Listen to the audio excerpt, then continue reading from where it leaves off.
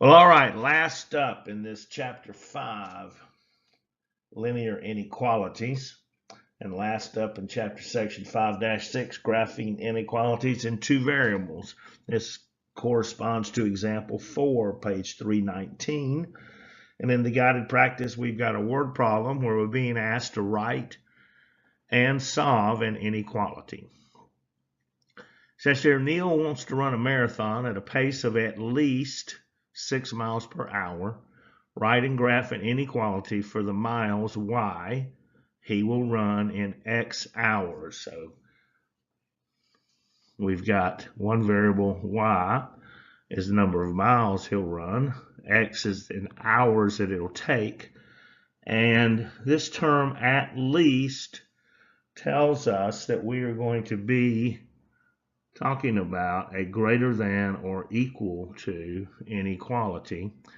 And he wants to run it at 6 miles an hour. Well, this shouldn't be too difficult. Y, number of miles, is greater than or equal to his 6 miles per hour times X, the number of hours that he will actually run. So there we have written the inequality, and let's hop over here and we're going to go to GeoGebra this time and graph this inequality.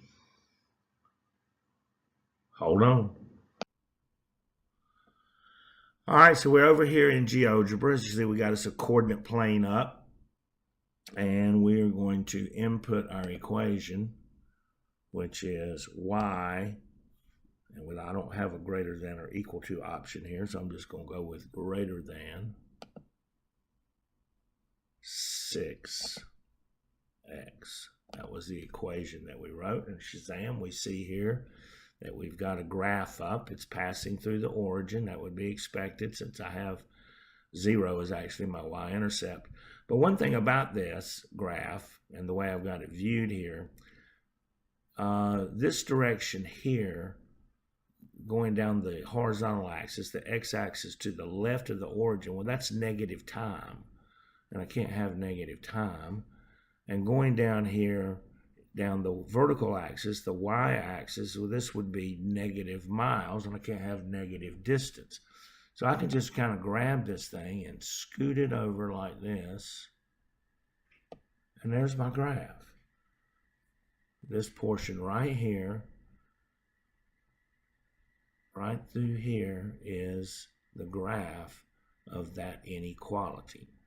Now, if I wanted to test it, y is greater than or equal to 6x. We could choose, let's choose this point right here, x1, y1, because my origin is on the line. And that's a dotted line there, it's a dashed line. Should be solid, because ordinarily we'd be using y as greater than or equal to.